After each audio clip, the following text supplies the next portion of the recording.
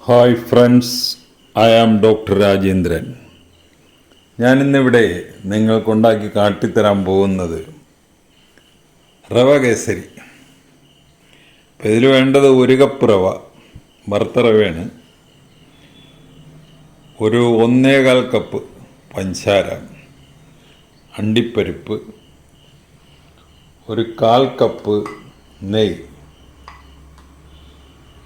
പിന്നെ 3 കപ്പ് വെള്ളം. ഇതിൽ ഞാനൊരു ഇച്ചിരി ഫുഡ് കളർ ചേർത്തിട്ടുണ്ട്, അത് ഓപ്ഷണലാണ്, വേണമെങ്കിൽ ചേർത്താം. പിന്നെ ഏലക്കാപ്പൊടി, ഇത് 1/4 ടീസ്പൂൺ ഏലക്കാപ്പൊടിയുണ്ട്, ഒരു നുള്ളു ഉപ്പുണ്ട്. ഇത്രയാണ് ഇതിന് വേണ്ട ഇൻഗ്രീഡിയൻസ്.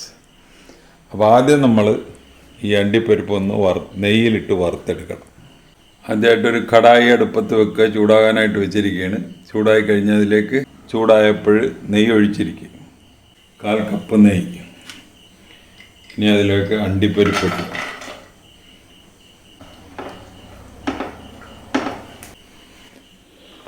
നമ്മുടെ അണ്ടിപ്പരിപ്പ് ഒരു ലൈറ്റ് ബ്രൗൺ കളറൊക്കെ ആയിട്ടുണ്ട്. ഇനി നമുക്കത് കോരാം.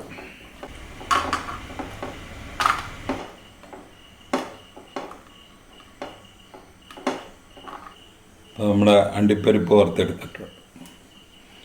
ഇനി നമ്മളിതിലോട്ട് ഈ നെയ്യുടെ അകത്തോട്ട് തന്നെ, റവ ആൾറെഡി വറുത്തതാണെങ്കിലും ഒന്നുകൂടെ ഈ നെയ്യുടെ അകത്തിട്ട് വറുക്കുക.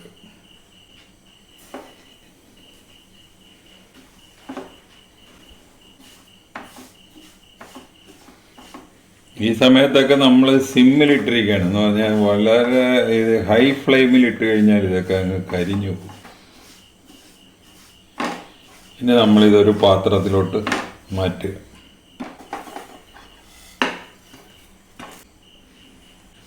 ഇനി നമ്മളിതിലോട്ട് ആ വെള്ളം ഒഴിക്കുക.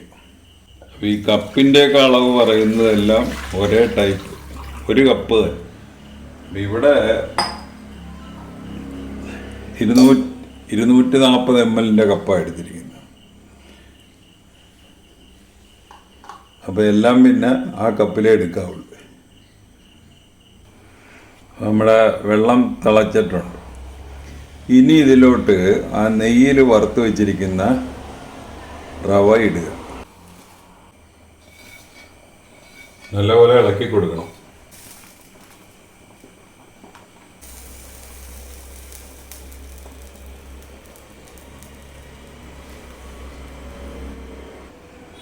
ഈ പരുവായി കഴിയുമ്പോൾ നമ്മൾ ഇതിലോട്ട് പഞ്ചസാര ഇടണം.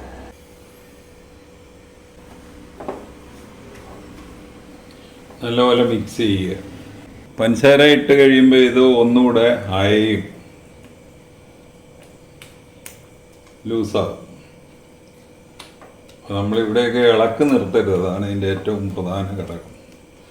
ഇളക്ക് നിർത്തിയാൽ കട്ട പിടിക്കും. ഈ പരുവത്തിൽ അണ്ടിപ്പരിപ്പ് ഇടുക, ഏലക്കാപ്പൊടി, ഉപ്പ്. ഇതിൻ്റെ അകത്ത് അണ്ടിപ്പരിപ്പ് വേണമെങ്കിൽ ഉണക്ക മുന്തിരിങ്ങ, ബദാം ഇതൊക്കെ ഇടാം. ഞാനിവിടെ അണ്ടിപ്പരിപ്പ് മാത്രമേ ഇട്ടിട്ടുള്ളൂ. നല്ലപോലെ മിക്സ് ചെയ്യുക.